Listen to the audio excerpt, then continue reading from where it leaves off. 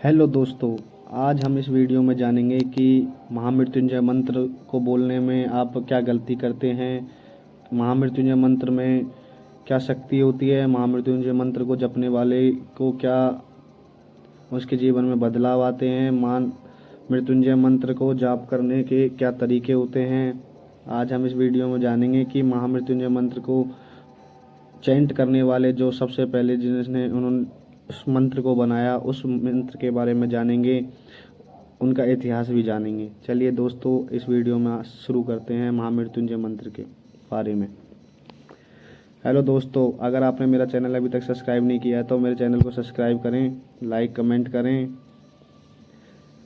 Bell icon को दबाना ना भूलें। तो दोस्तों, अक्सर लोग चैंट करते हैं ओम त्र्यंबकम यजामहे सुगंधिम पुष्टिवर्धनम उर्वारुकमिव बंदनान मृत्युमोक्षीय मामृतात्। तो दोस्तों, इस मंत्र में एक तो ये लघु मंत्र नहीं है जो मार्कंडेय ऋषि जी ने पूरा बनाया था, वो ऐसे नहीं है। वो ऐसे है ओम होम जूम सहा ओम भूर भवस्सुवः ओम त्र्यंबकम यजामहे सुगंधिम पुष्टिवर्धनम उर्वारुकमिव बंदनान मृत्यु मोक्षीय माँ अमृतात्। मामृतात् में माँ अमृतात् होता है। तो दोस्तों, इस मंत्र में की मैं हिंदी आपको बता देता हूँ। इस मंत्र का मतलब होता है ओम त्र्यंबकम यजामहे, मतलब तीन नेत्रों वाले भगवान शिव, सुगंधिम पुष्टिवर्धनम, जो सुगंधित हैं, जो पुष्टि प्रदान करने वाले हैं, उर्वारुक्मी बंदनान मृत्यु मोक्षीय मामृतात्। तो दोस्तों, इसका मतलब है कि भगवान शिव जो तीन नेत्रों वाले हैं, जो सुगंधित हैं, जो पुष्टि प्रदान करते हैं। जैसा कि एक ककड़ी बेल से अलग हो जाती है तो वो बेल से अलग होने के बाद उस बेल से हमेशा के लिए अलग हो जाती है, उसी तरह भगवान शिव हमें जीवन मृत्यु कर्म के चक्कर से ख़त्म कर कर हमें अमरता का वरदान दें। तो दोस्तों, ये भगवान शिव का मंत्र है जो मार्कंडेय ऋषि जी ने रचा था। तो दोस्तों, मार्कंडेय ऋषि जी हैं जो, वो मार्कंडेय ऋषि के पिता का नाम मृकंडू है, माता का नाम मरुद्वेती है। विष्णु पुराण में माता का नाम इनकी मानसविनी भी बताया गया है। और मार्कंडेय ऋषि जो हैं वो भृगु वंश से उन्हें माना जाता है, वो भृगु वंश से आए थे। तो दोस्तों, आज हम जानते हैं कि मार्कंडेय ऋषि का जो इतिहास रहा है। देखिए दोस्तों, मार्कंडेय ऋषि के पिता और माता के जीवन में कभी संतान सुख की प्राप्ति नहीं थी, तो उन्होंने भगवान शिव की कठोर तपस्या करी, जिस कारण तपस्या पूरी होने पर भगवान शिव प्रसन्न हुए, उन्होंने उन्हें दर्शन दिए। तो उन्होंने भगवान शिव से संतान सुख प्राप्ति के लिए गुहार लगाई। तो भगवान शिव ने उन्हें बोला, उन्हें उनके आगे दो कंडीशन रख दी।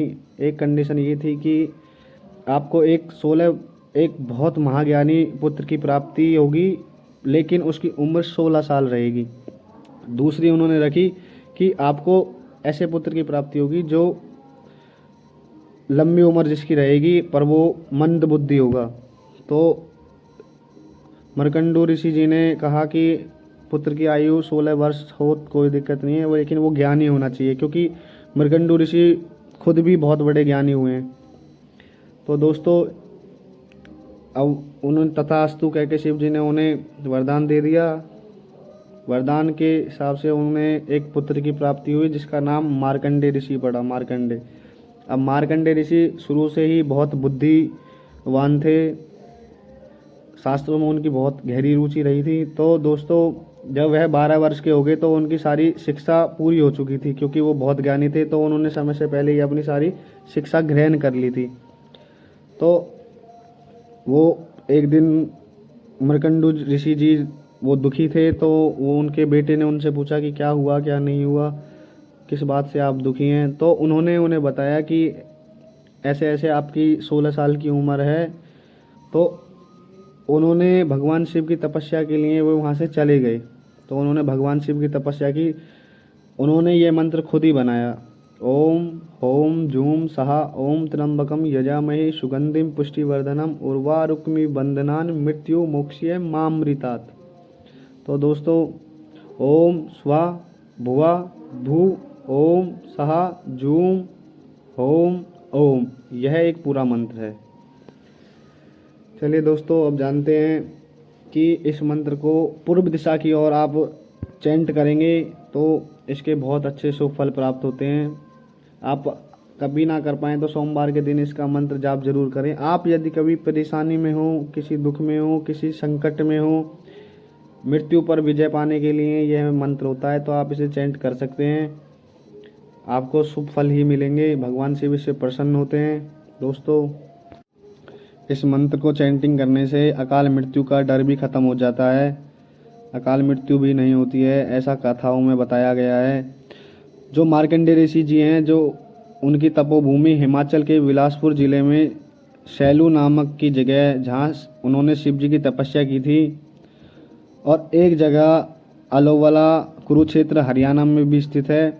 अब जानते हैं बिलासपुर, जहाँ इन्होंने तपस्या करी थी शिव की, यहाँ प्राचीन झरना है। ऐसा कथाओं में लोगों से सुना है कि यहाँ स्नान करने से संतान सुख की प्राप्ति होती है। और जो कुरुक्षेत्र है, वहाँ इनकी तपोभूमि पर मृत्यु पर विजय पाने की कथा बताई जाती है।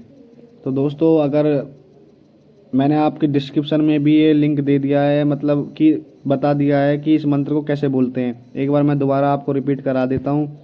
ओम हौम जूम सहा ओम भूर्भुवः स्वः ओम त्र्यंबकम यजामहे सुगंधिम पुष्टिवर्धनम उर्वारुकमिव बंधनान् मृत्यु मोक्ष्ये मामृतात्। ओम स्वः भुवः भू ओम सहा जूम ओम ओम।